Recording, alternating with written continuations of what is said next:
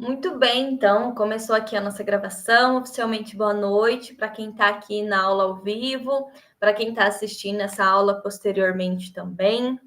Sejam bem-vindos, bem-vindas ao curso de artes. Eu vou compartilhar com vocês agora a tela dos slides para ficar visualmente mais agradável a nossa aula. E conforme forem entrando alunos aqui na aula ao vivo, eu preciso aceitá-los, né? Aqui na plataforma do Meet, então pode acontecer de eu ficar fazendo uma transição de um lado para o outro das telas. Então, peço licença se em algum momento eu ter que fazer essas transições também. Com licença. Compartilhando aqui, então, os slides. Muito bem.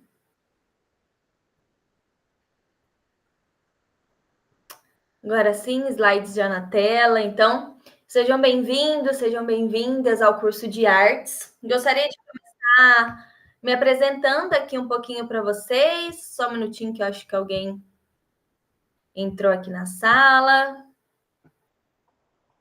Muito boa noite, Fran. Seja bem-vinda. Seja bem-vinda na sala de arte. Estávamos começando.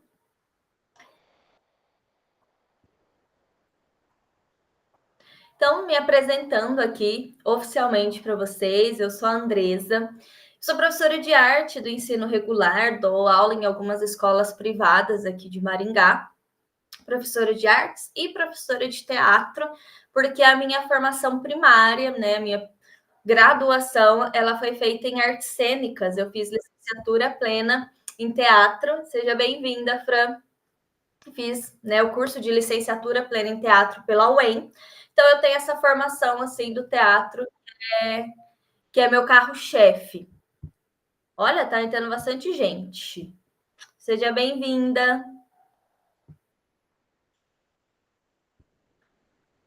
Então, né, por conta disso, o teatro acaba sendo o meu carro-chefe.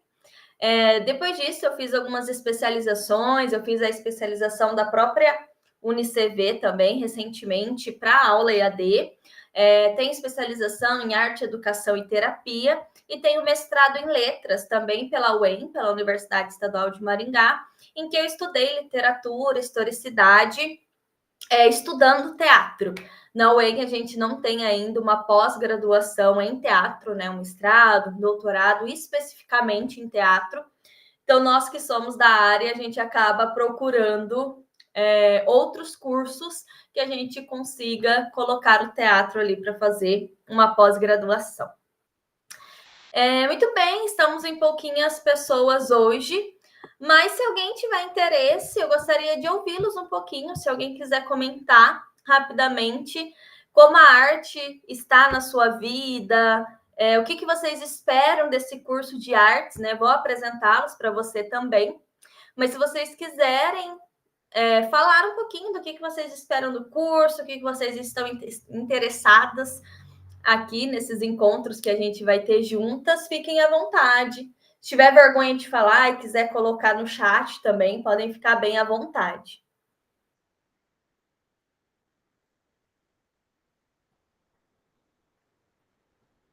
Muito bem, se alguém se sentir à vontade no meio da aula e quiser compartilhar, quiser falar um pouquinho, pode ficar bem à vontade, bem tranquilo, pode ficar à vontade para me interromper, para fazer perguntas, para fazer comentários também. É assim que o coração mandar, vocês fiquem à vontade, tá? Muito bem, então, aqui no curso de artes, né, a gente vai ver um pouquinho sobre algumas das linguagens artísticas. Por exemplo, é muito comum a gente começar um curso de artes fazendo a famosa pergunta, né? O que é arte? Muito possivelmente, se eu perguntasse um individual para cada uma de vocês, para cada um de vocês que está assistindo essa aula, o que é arte? Talvez cada um teria uma resposta diferente, muito baseado numa ideia geral, que a arte é a expressão do indivíduo, né? A arte é a expressão dos nossos sentimentos, que é uma afirmação corretíssima. E a partir disso, cada um de nós teríamos ali as nossas percepções e as nossas respostas pessoais. Mesmo que vocês estejam mais tímidas hoje, eu gostaria que vocês fizessem essa reflexão agora e parassem para pensar um pouquinho de como a arte ela está inserida na vida de vocês. Como a música está inserida na vida de vocês, se tem alguém aqui que é mais cinéfilo, que gosta bastante de filme, ou do audiovisual de forma geral, de bastante de séries, ou de ver vídeos, clipes das músicas todas, e que a gente tentasse pensar em como seria a nossa vida, talvez, se a arte não existisse. Não necessariamente utilizando a arte ali como profissão, mas essa arte mais cotidiana, mais do dia a dia, né? Que ajuda a gente, às vezes, a sobreviver num dia que foi um porre, num dia muito cansativo, ou quando a gente recebe uma notícia que não gosta muito. Muitas vezes a gente procura refúgios ali na arte, né? De forma geral. Mas vamos voltar um pouquinho agora no tempo e entender essa ideia mais geral do que seria a arte. Hoje em dia, né, a gente considera arte uma linguagem artística. E dentro do universo arte, né, arte seria um grande guarda-chuva que, né, nas suas ramificações ali assim, a gente tem 4 linguagens, que seriam as artes visuais, o teatro, a dança e a música. Mas por que a arte, né, representada ali pelas artes visuais, pelo teatro, pela dança, pela música, pode ser considerada uma linguagem? Porque a arte ela também é um meio de comunicação.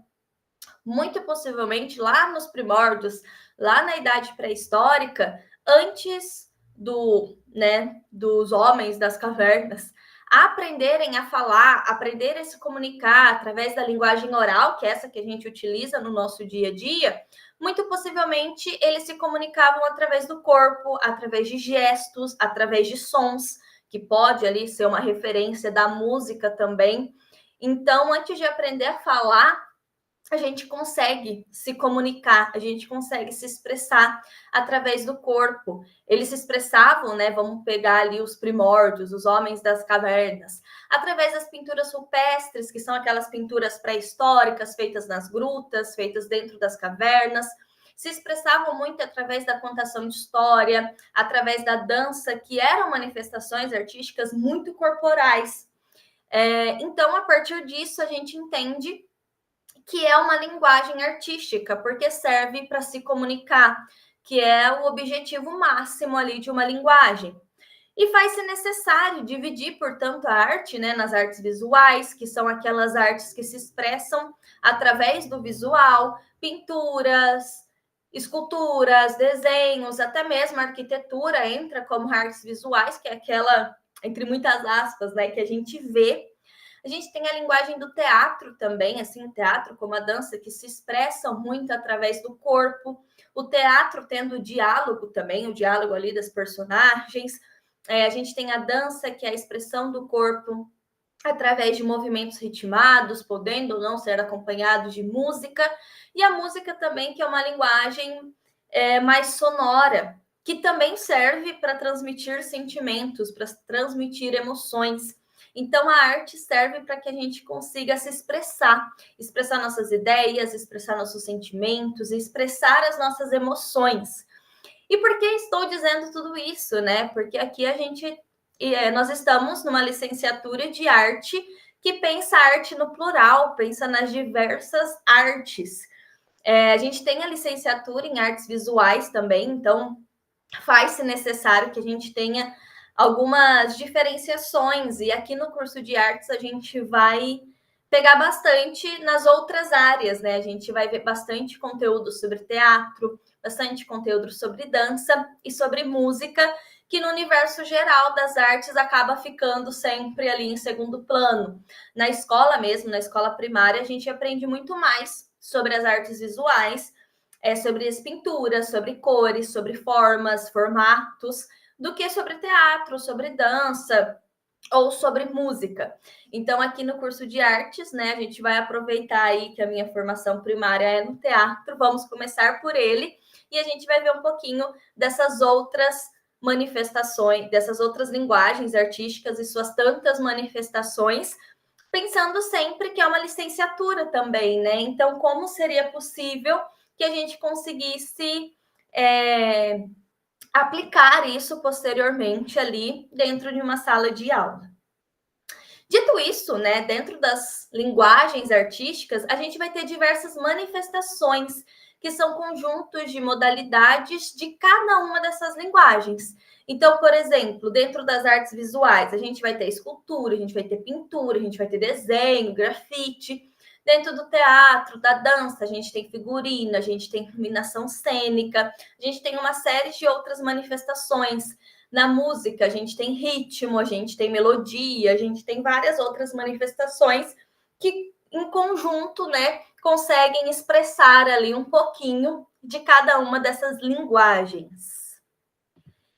E uma coisa muito importante também é que muitas vezes a gente acaba colocando arte e cultura dentro do mesmo pacote, dentro da mesma gaveta.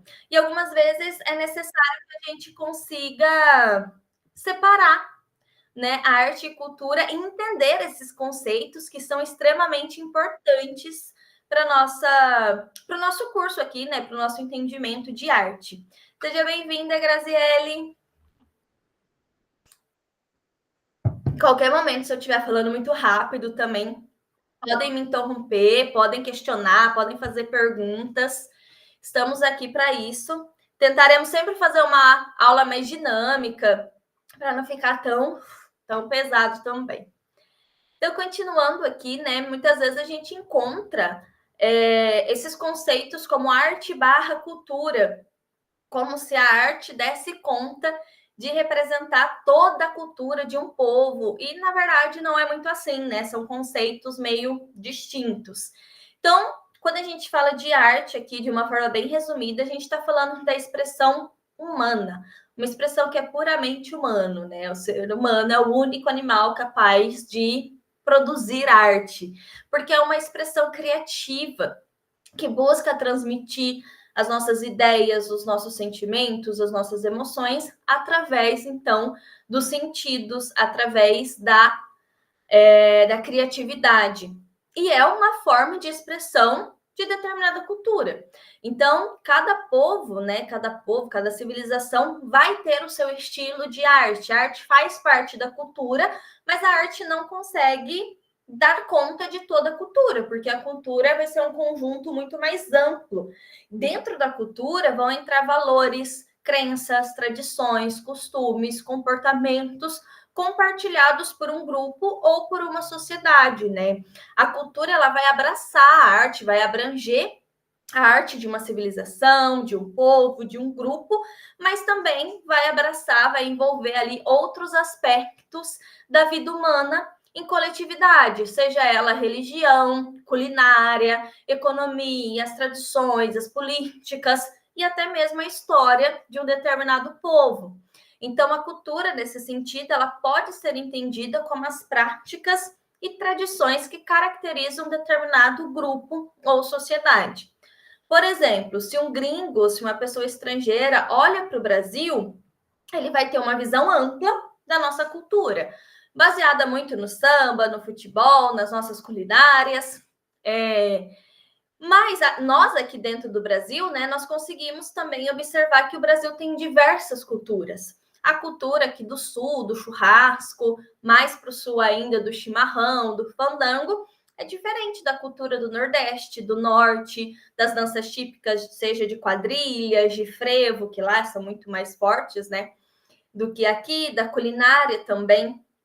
E esses povos, né, tanto nós aqui no sul, quanto lá no Nordeste ou em outras regiões do país, a gente consegue ter as nossas artes bem definidas também dentro dessa cultura, né? Aqui eu citei as danças para vocês, como o fandango, aqui mais para o sul, e lá no Nordeste a gente tem as expressões máximas em outras danças também, no forró, no frevo, lá para Pernambuco, mas a gente tem uma miscigenação, a gente tem uma mistura muito gostosa aqui no Brasil também de artes. E mais para o fim do curso, a gente vai falar um pouquinho sobre a arte do nosso Brasil, que é um país tão rico, né? Tão diferente no quesito cultura. Mas hoje separei aqui um pouquinho para vocês, para a gente já começar a falar sobre teatro, né? Para quem chegou posteriormente, eu comentei aqui com as meninas que a gente vai ver aqui no curso, né, alguns gêneros, alguns segmentos do teatro, da dança, da música. As artes visuais, ela vai aparecer porque ela está presente em tudo, desde os primórdios, mas a gente vai tentar entender como o teatro, como a dança e como a música também está presente desde os primórdios. E aqui eu escolhi um trecho para falar com vocês hoje, né, que é o surgimento do teatro. Como o teatro surgiu na Grécia Antiga. Por que esse recorte específico da Grécia? Porque os gregos eles foram muito importantes para o desenvolvimento da nossa cultura ocidental. É muito importante que a gente sempre tenha em mente que o teatro ele não foram os gregos que criaram o teatro, mas o teatro que nós conhecemos hoje foram os gregos que inventaram, né? O que os gregos faziam com o teatro é mais próximo daquilo que a gente entende por teatro nos dias de hoje.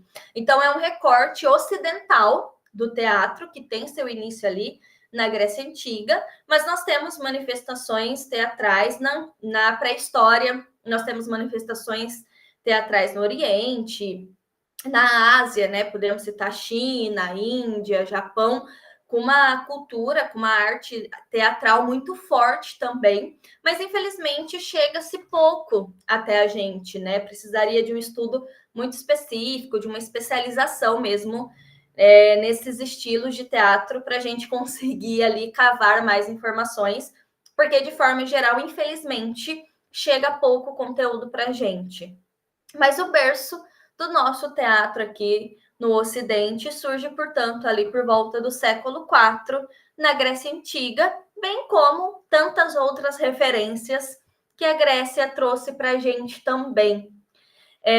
E para a gente falar sobre o teatro grego, eu acho muito importante que a gente consiga entender um pouquinho como era a organização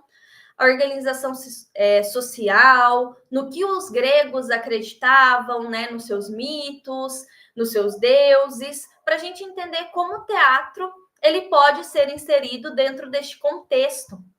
Então, separei aqui para vocês um pouquinho, né, para a gente falar sobre os mitos, os deuses e a tradição oral, que vai ser tão importante para dar esse pontapé no teatro. Então, quando a gente fala da Grécia Antiga, a gente fala de uma civilização que tinha uma cultura ali muito, muito, muito apoiada na tradição oral. As histórias do povo grego, dos seus deuses, dos seus heróis, eram transmitidas oralmente, de geração para geração, né, de família para família.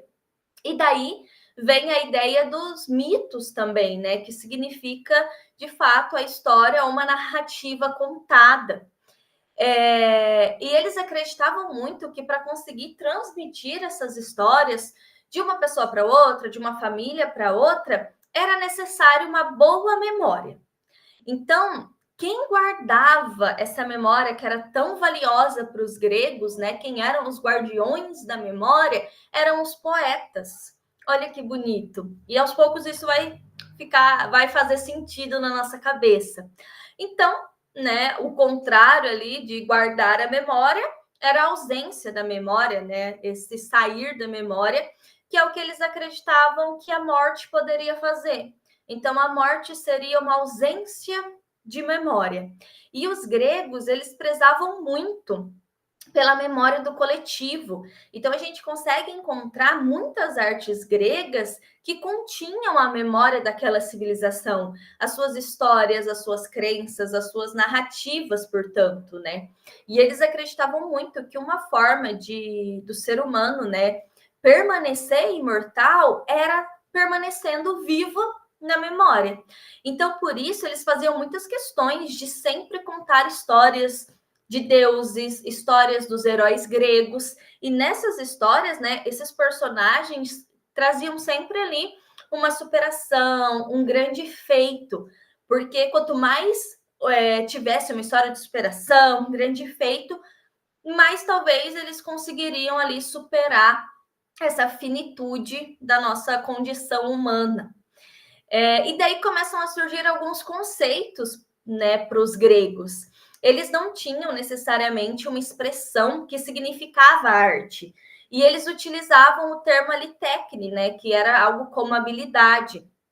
E para eles, quem detinha essa habilidade eram os poetas, porque o conceito de poem seria algo como fazer, moldar a matéria, construir objetos utilitários, singulares, especiais. Então, eles acreditavam muito que era preciso dominar a técnica, né? O artista ali era preciso dominar a técnica para conseguir refletir, tanto na obra de arte, para conseguir refletir, desculpa, né, na obra de arte, tanto a alma quanto a memória, sejam dos próprios gregos, sejam dos seus deuses, dos seus heróis, da sua história de forma geral. Então, né, o que a gente vai ter de arte na Grécia Antiga é uma arte muito expressiva, no sentido de guardar e proteger a memória de um coletivo. E isso era feito pelos poetas, que eram aqueles que detinham ali a habilidade para conseguir refletir na obra de arte tanto a alma quanto a memória, ou seja, aqueles que tinham a técnica, ou seja, os artistas. Olha que bonito. E é um momento também em que o sagrado e o terreno, eles compartilhavam uma proximidade também. Tinha um certo medo, tinha muito respeito, evidentemente, mas o sagrado e o terreno, eles eram próximos. Os deuses gregos, né, eles não eram vistos como um ser onipotente, infalível. Muitas peças de teatro, conforme a gente vai estudando, a gente vai conseguir ver um pouquinho mais, traziam esses deuses, esses heróis gregos, muito aproximados, muito próximos ali do ser humano. Então, eles também podiam ser vítimas de paixões, vítimas ali do poder do amor, do poder do afeto. Isso vai ficar muito evidente quando a gente começar a estudar algumas peças de teatro. E quando a gente fala da Grécia Antiga, né, a gente fala do berço de muitas criações que nos acompanham até os dias de hoje, de muitas influências. Então, a Grécia Antiga também foi o berço da democracia, o berço dos Jogos Olímpicos, o berço da filosofia, o berço da arquitetura e o berço do teatro, que é o que nos interessa na aula de hoje, pensando, evidentemente, né, nesse teatro ocidental. E é interessante, quando a gente fala desses conceitos, que a gente entenda que mudou-se muito, né? A gente não pratica hoje em dia a mesma democracia que era praticada lá pelos gregos. Quem tomava decisões ali na polis era o homem livre, então pessoas escravizadas, mulheres, crianças, estrangeiros, velhos, geralmente ficavam fora dessa democracia. Foi se mudando muito no decorrer dos anos, mas é o que a gente chama ali de influências, né? São os primórdios, é o berço da nossa democracia, vem desde lá da Grécia Antiga. E embora a tradição oral ela tenha sido muito expressiva na cultura grega, né, através dos seus mitos, foi graças ao desenvolvimento da escrita que muita referência chegou até os dias de hoje.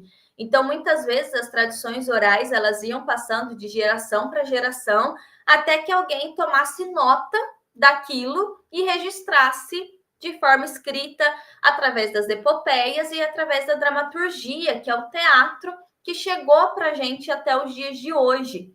E a Grécia Antiga vai desenvolver o teatro em duas grandes vertentes, assim, que vão ser as tragédias, as famosas tragédias gregas, que ressaltava ali as virtudes do ser humano, e a comédia, que ao contrário vai ressaltar os vícios do ser humano. Mas a gente fala delas com mais calma posteriormente. Enfim, toda essa introdução para a gente conseguir falar oficialmente aqui sobre a origem do teatro grego.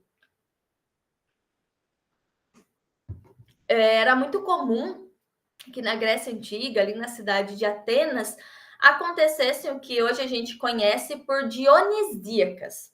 O que eram as dionisíacas? As dionisíacas, pessoal, elas eram festas ritualísticas em homenagem ao deus Dionísio. Dionísio, que era o deus do vinho, o deus da embriaguez, o deus da fertilidade. Seja bem-vinda, Edivana. Já começamos aqui, mas vai pegando na onda, tá? Se eu estiver falando muito rápido, se você não estiver entendendo, é só pedir a palavra, colocar ali no chat que eu volto, que eu explico novamente, tá bem? Então, a gente está falando aqui agora um pouquinho sobre as festas ritualísticas que eram as dionisíacas, que eram festas que aconteciam ali no momento da colheita da uva, principalmente, geralmente ali em janeiro, que aconteciam, né, as colheitas da uva, e o povo aproveitava para celebrar também. Então aconteciam essas dionisíacas, que eram procissões, que eram cortejos, que trazia momentos da vida de Dionísio, né, que procurava relembrar sua história, relembrar os seus feitos, em comemoração mesmo, em homenagem ao deus Dionísio. E ao longo de centenas de anos, essas procissões, esses cortejos, eles vão se organizando melhor, vão se transformando e vão tendo grandiosas obras artísticas, né? Representações muito pautados pela música. Era um momento de festividade que reunia toda a comunidade. E essa comunidade muitas vezes se dividia em coros, que eram coral mesmo, corais para cantar. Né? Então eles cantavam a vida dos deuses, principalmente ali ao deus Dionísio, e muitas vezes eles se vestiam de bodes ou tinham máscaras de bodes e personagens mitológicos, como elfas, como bacantes, como sátiros ali. E o bode era um animal visto como quase um animal sagrado, assim, ele era utilizado muitas vezes em rituais religiosos, em homenagem aos deuses, em oferendas e tudo mais. Então, o bode vai estar muito ligado na história do teatro, vai estar, como que eu posso dizer? Não é assombrando que eu queria usar o termo, mas o bode vai estar sempre em volta quando a gente fala do surgimento do teatro na Grécia, porque era esse animal ali que muitas vezes era sacrificado num ritual mesmo, espiritual, religioso, em homenagem ali ao deus Dionísio. E dentro dessas festas, né, a música era muito essencial, a música era muito importante, porque eles cantavam, eles louvavam Dionísio muito através do canto. E essas músicas eram conhecidas como ditirambos, que eram os hinos, os cantos, cânticos, cantados ali em louvor a Dionísio. E nesse momento do ditirambo, o coro ele ia se dividir em subcoros, como se tivessem vários grupos de pessoas cantando, que iam dialogando no decorrer da festa. E para melhor organização desses ditirambos, né, a gente vai ter a figura ali do corifeu, que era uma espécie de líder do coro, de regente, e dos coreutas, que eram o restante do pessoal ali que participava do coro. Então, geralmente tinha uma brincadeira de pergunta e resposta cantada, né? Então, o corifeu cantava, os coreutas repetiam. Então, era muito festivo, era muito musical, era muito alegre. E os ditirambos, eles eram muito comuns na festa que se chamava Dionísia Maior, que dentre as dionisíacas era a maior festa ali em homenagem ao deus Dionísio, que é o deus da uva ali, do vinho e tudo mais, e vai acabar se tornando também o deus do teatro. E vamos guardar essa informação que ela é muito importante, porque o coro grego ele vai acabar se tornando a alma da tragédia grega. Se a gente pega uma peça aí da tragédia grega, né, e a gente exclui a parte do coro, a gente está matando a tragédia, porque o coro ele é extremamente essencial. Quando a gente for falar da tragédia, a gente volta aqui neste conceito. Mas como que Dionísio vai se tornar o deus do teatro, né? Que se falou tanto dessa dionisíaca, mas a gente ainda não falou de como o teatro surgiu. Pois bem, eis que tinha um coreuta, né? Um corifeu, desculpa, que é esse líder de coro, esse regente do coro, chamado Téspis de Ática, né? Téspis da cidade de Ática. E alguns estudiosos trazem para a gente que o Téspis ele percorria cidades ali como uma espécie de carroça, que em alguns momentos se transformava em palco. E ao redor dessa carroça formava alguns pequenos espectadores, né, para ver o ditirambo, para ver as músicas, para ver os cantos e tudo mais. E eis que o Tespe, certo dia, em 534 a.C., ele tem a ideia de vestir grossas túnicas nos ombros, né? Deixar uma roupa maior, mais larga, colocar coturnos, colocar uma máscara, subir na sua carroça, abrir os braços e dizer em alto e bom tom: eu sou Dionísio, deus da alegria. Eu sou Dionísio, deus do teatro. Naquele momento, foi um surpreendente sacrilégio, porque era a primeira vez que os cidadãos atenienses viam um ser humano se colocar como um deus. Foi a primeira vez assim que um deus assumiu uma personalidade em carne e osso. E com isso a gente diz que esse foi o nascimento do teatro, que foi a primeira vez que alguém se colocou como outrem, né? Alguém emprestou o seu corpo para ser outra pessoa, de forma muito expressiva, como fez ali o Tespes. E claro que isso gerou um certo burburinho. Uma parcela da população estava já embriagada pelo vinho, porque eles bebiam também, né, nessas procissões, nesses cortejos, e acharam aquilo uma espécie de homenagem a Dionísio.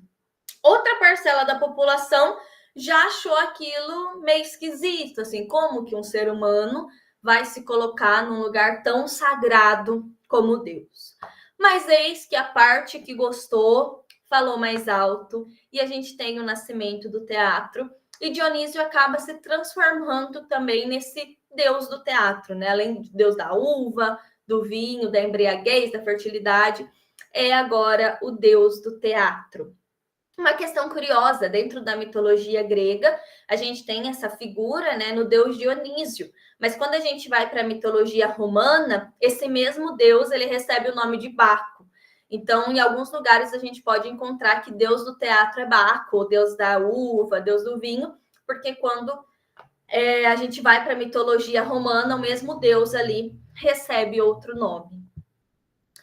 E os anos foram se passando, o teatro foi se tornando extremamente importante para as dionisíacas, que acabam tendo um grande festival dentro da Dionísia Maior, que é esse grande festival em homenagem ao deus Dionísio, para celebrar o teatro. E aqui eu queria que a gente fizesse uma pausa, que a gente conseguisse pensar um pouquinho, tentar fazer essa digressão, assim, tentar entender na nossa cabeça. Por quê?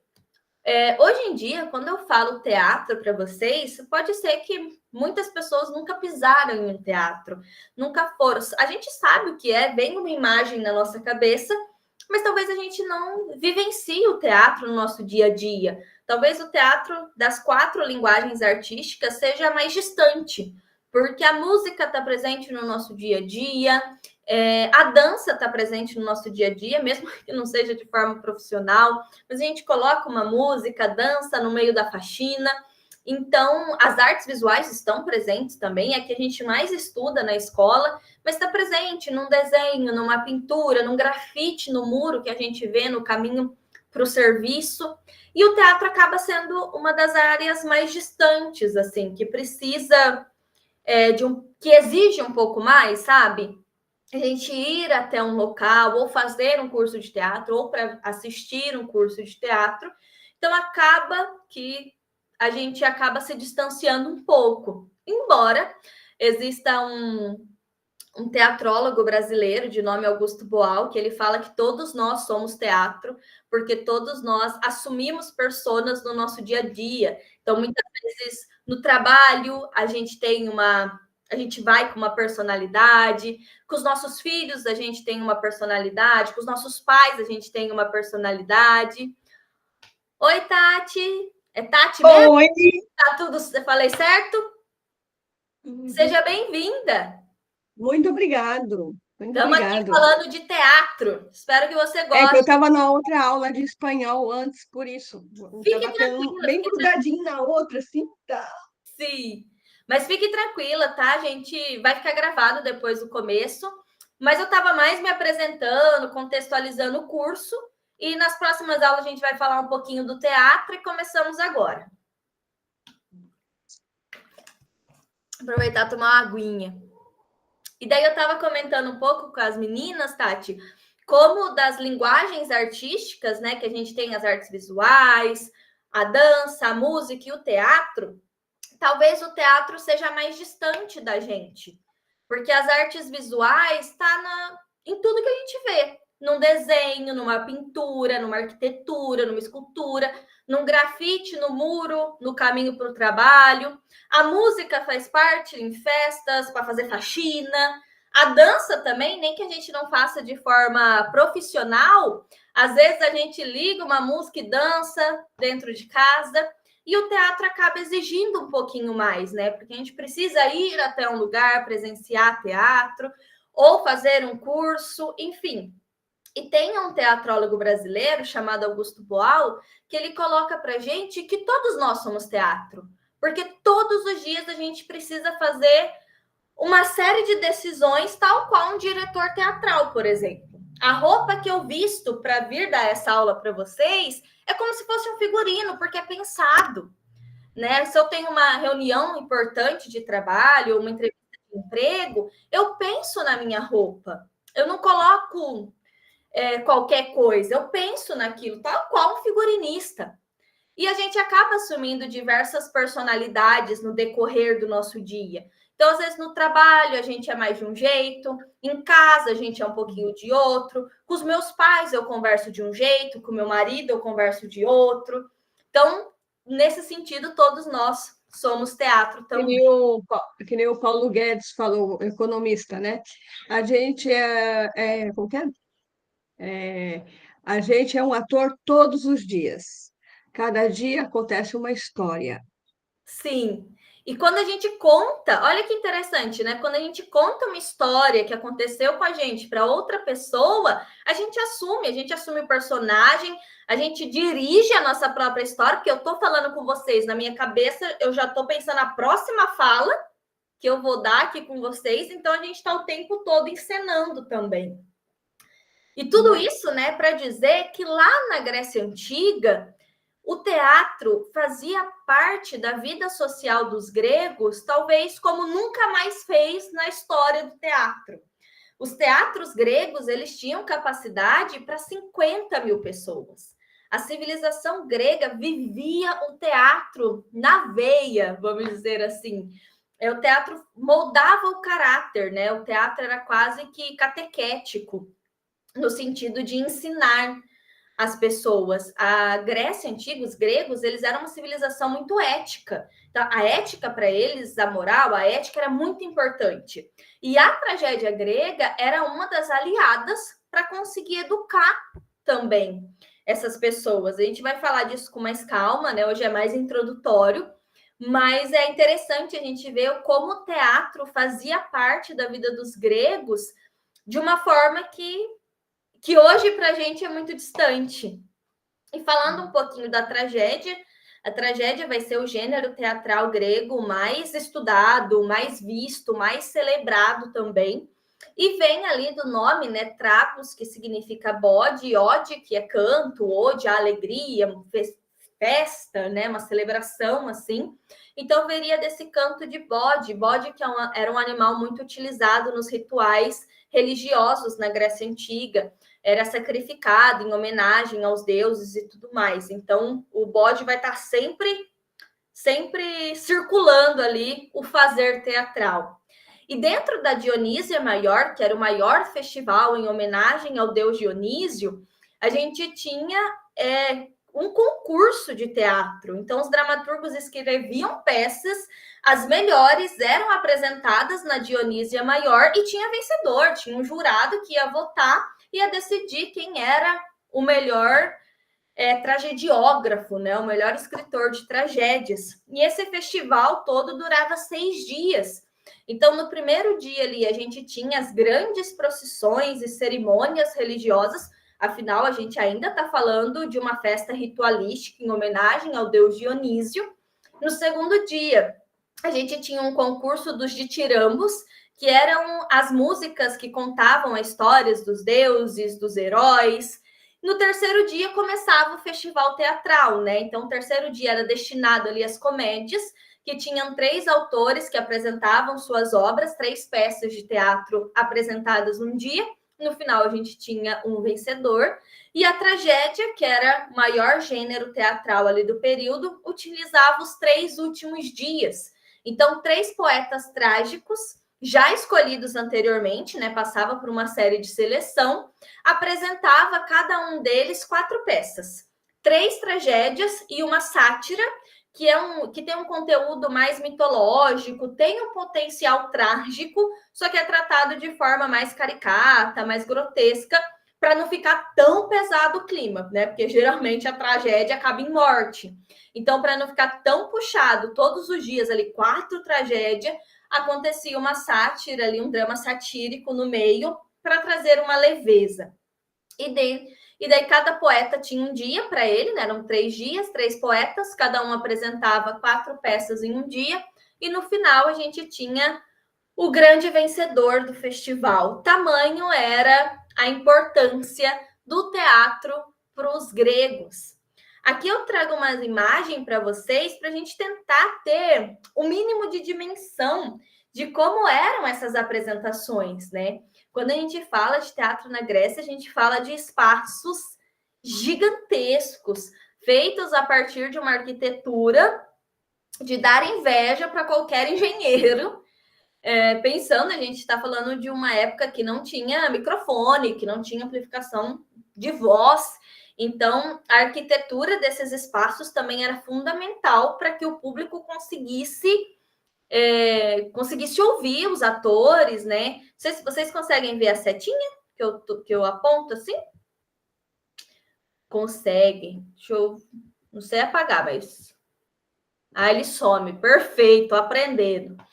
Então, né, geralmente as peças, as apresentações aconteciam aqui nesse espaço e todo mundo que estava sentado aqui tinha que ouvir. E para isso eles utilizavam vários recursos cênicos. Mas para dar mais um exemplo para vocês, esse aqui, né, o Epidauro, um teatro grego também, que a gente tem aqui posicionado aproximadamente 55 filas, feito em semicírculo, então é uma semi-arena, né, não é um teatro de arena, porque não fecha o círculo aqui atrás. A primeira fileira é onde ficava ali as autoridades, os sacerdotes e tudo mais. No centro do palco, a gente tinha o que a gente chama de orquestra.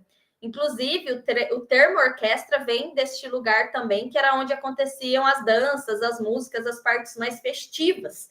Na parte da frente, a gente tem a esquene, que daí vem o termo cena, também, que o teatro utiliza bastante. E aqui, já destruído pelo tempo, mas tinha uma parte mais elevada, que era chamado de proscênio. Muito utilizado hoje no palco convencional também, só que o proscênio a gente já utiliza ele mais aqui na frente nos dias de hoje. Pois bem, como que os atores, como que as atrizes, falei besteira agora, né? Porque as mulheres não subiam no palco na Grécia Antiga, eram os atores que faziam os personagens femininos também. A gente tem vestígio das mulheres na Grécia Antiga, mas nas peças marginalizadas, que eram chamados mimos gregos, que geralmente eram peças curtas, satíricas, mas daí eles já não apresentavam nos espaços oficiais. Então, nesse período aqui, as mulheres ainda não subiam no teatro, no palco, né? E eles utilizavam... Discriminação, né? Pois é. E vai ser assim até Muita o discriminação. Renascimento. A gente vai estudar sobre comédia dell'arte, que é o primeiro gênero teatral em que as mulheres sobem oficialmente no palco. E isso vai acontecer em 1500. Que a gente está falando lá do século IV, 5, 3 antes de Cristo. E as mulheres vão subir no palco só no Renascimento. Doideira. E como eles faziam, então, né, para conseguir com que todo mundo entendesse a história? Afinal, a dramaturgia em si, o texto dramatúrgico, o texto literário era muito importante, né? O público tinha que entender, não era só por entretenimento, tinha que entender o que estava acontecendo ali. Então, eles tinham diversos recursos. Eles usavam roupas muito largas, coturnos, que eram saltos para ficarem maiores, e as famosas máscaras. As máscaras gregas, elas tinham uma espécie de cone na boca, por isso que a parte da boca ela é maior, que servia para amplificar essa voz. Então, como o espaço do palco, ele era feito nessa arquitetura também, né, em que os atores ficavam lá embaixo, quando eles colocavam essa máscara, eles conseguiam ter essa ampliação de voz de modo que chegasse, né, para todos os 50 mil espectadores que estivessem ali assistindo as suas apresentações. E daí também, né, vem a origem da palavra persona, que do latim significa máscara, que é a origem da palavra. Olha que legal. Ou seja, o ator é aquele que finge, né, que empresta seu corpo para outrem, que empresta seu corpo ali para outra personalidade. Aqui a gente tem alguns exemplos dessas máscaras gregas, elas eram muito expressivas também, porque um ator sozinho, né, fazendo cara de choro ou sorrindo, era pequeno. Então, quem estava sentado lá atrás não conseguia ver. Por isso, eles usavam essas máscaras com muita expressão, para que conseguisse diferenciar os personagens, soubessem quando era uma divindade, quando era um velho, quando era um moço, quando estava feliz, quando estava triste, quando era homem, quando era mulher.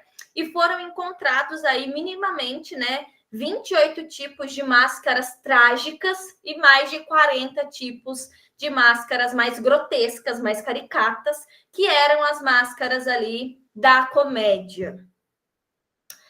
Muito bem, estamos caminhando para o fim já. Vou deixar umas tarefinhas para a gente dialogar melhor na semana que vem. Mas falando um pouquinho da tragédia, né? O Aristóteles ele vai escrever na sua Poética um livro que ele escreveu em 335 a.C., que ele traz uma compilação que vai discutir vários gêneros literários. E neste livro ele vai descrever o que uma tragédia precisava ter para ser uma tragédia ideal. Olha lá, temos um participante na aula. Qual que é o nome? Ele sempre é. O nome dele é Joãozinho. É um periquitinho australiano. Ele sempre está assistindo aula comigo, sempre. Seja bem-vindo, Joãozinho. Um menino muito estudioso. Eu tenho uma cachorra também, que se eu abrir a porta, ela participa da aula. Tem que deixar fechado. É minha criancinha, meu bebê. Sim, que lindo. E o Aristóteles, né, nessa poética, ele vai dizer para gente que a tragédia precisaria causar no espectador o que ele chamou de catarse.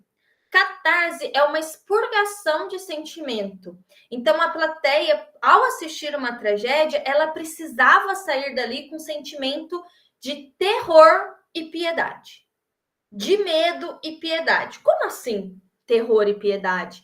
No desenrolar da peça, né, a gente vai ter o protagonista, que é conhecido como o herói trágico, e esse protagonista, ele vai ser um ser humano relativamente bom. Ele vai ter suas virtudes e ele vai tentar sempre resolver os conflitos da vida com muita resiliência, com muita resistência, com muita tolerância. Só que em algum momento ele vai fazer algo não tão legal. E daí ele vai sofrer as consequências do destino.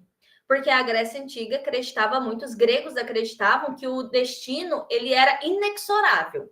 Ele era imutável, ele não se mudava, nosso destino estava traçado ali no nosso berço. Então, quando a nossa história, a gente tentava mudar o rumo dessa história, mudar o rumo desse destino, alguma coisa trágica aconteceria com a gente. Que é o caso da peça Édipo Rei, que a gente vai ver um pouquinho na próxima aula. O Édipo, ele é um herói trágico, então ele é um personagem que as pessoas gostam, que vai sendo construído com muita resiliência, ele tem a questão da verossimilhança, que é uma identificação, então ele se parece com uma pessoa comum. Em algum momento ele comete erros. Então, ao fim da peça, né, a ideia é causar essa sensação de terror e piedade Primeiro, é a piedade, porque o público se reconhece no Édipo, há essa identificação, e é um terror, é um medo de eu não seguir o meu destino e acabar com um fim trágico como aquele personagem. Então, as tragédias gregas, elas serviam também, né, quase que como uma catequese mesmo, porque os gregos queriam a tragédia grega ajudava ali na formação do indivíduo grego, do cidadão grego, através da catarse, porque faziam as pessoas terem essa reflexão entre o seu ser sujeito, homem ali, e o seu destino. E o Aristóteles vai colocar para a gente também a regra das 3 unidades, que vai ser a unidade do tempo, da ação e do lugar. Para ele, a tragédia seria melhor se ela tivesse um tempo verossímil, que não tivesse muitos saltos temporais, que a ação tivesse um começo, um meio, um fim muito bem desenhado, um lugar também que, se possível, fosse um único lugar, não ficasse transicionando ali de um lugar para o outro. E Aristóteles despreza completamente a comédia. Basicamente, ele acha que a comédia não serve para nada, porque ele valorizava muito essa expurgação de sentimentos, né? Essa formação do indivíduo através da catarse, e a comédia ela vai mostrar o ser humano com os seus vícios terrenos. Basicamente, a tragédia vai mostrar o que o ser humano precisava ser e a comédia o que ele era. E a gente vai ver isso, vou finalizando por aqui, a gente vai ver essas diferenças entre tragédia e comédia na próxima aula, que eu acho muito rico, principalmente para a gente conseguir entender a organização social dos gregos, dos atenienses. Aí, semana que vem, eu vou ler, a gente vai ler junto, na verdade, uns trechos de algumas peças. Vou deixar aqui como sugestões, se vocês quiserem ler também, seria muito legal para a gente conseguir discutir na próxima semana. Deixo como exemplo aqui a peça Édipo Rei, que a gente vai discutir semana que vem, de Sófocles, e a peça Lisístrata, de Aristófanes. Ambas as peças são fáceis de encontrar em PDF, tem uma linguagem um pouco difícil ali, apesar da tradução, algumas palavras a gente não entende, as que a gente não entende, muita gente passa batido, vai embora, que o contexto a gente entende. E daí, semana que vem, então, a gente, pegando ali a poética do Aristóteles, a gente vai tentar entender os conceitos de tragédia e os conceitos de comédia com exemplos. Vou trazer trechos das peças para a gente ler juntos, juntas, e ir fazendo essa relação entre teoria e prática, que eu acho bem legal. Alguma dúvida, pessoal, sobre hoje? Muito legal essa aula, gostei. Muito legal, né? Semana que vem vai ser mais. Essa foi mais introdutória. Sim, sim, mas é bom, mas é bom. Sim, Eu tirei foto para depois copiar no caderno. perfeito. Eu vou mandar o slide também para a coordenação, e daí eu não sei como elas passam para vocês, mas eu mando lá. Ah, legal, Tá legal, bem? legal. Alguma dúvida mais? Algum comentário? Muito bem, então, da minha parte é isso. Falta aí 4 minutinhos. Não sei se vocês têm mais aulas hoje ou não, mas é o tempo de fazer um xixizinho para a próxima aula. Um little break. Um little break. Beijo, meus amores. Muito obrigada pela aula de hoje. Beijinho, Até tchau, semana que fala vem. tchau pra titia. Tchau. Tchau, Joãozinho. Ele vai Até para a próxima mais. aula. Finalizando aqui a gravação. Ele é um amor.